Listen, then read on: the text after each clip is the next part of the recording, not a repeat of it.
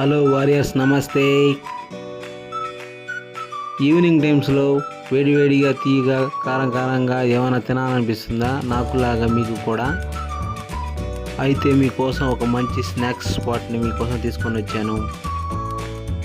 Everyday 12:30 నుండి 9:30 వరకు master జిలేబీలు చేస్తూనే ఉంటాడు. పక్కనే ఉండే హెల్పర్ పార్సెల్ చేస్తూనే ఉంటాడు.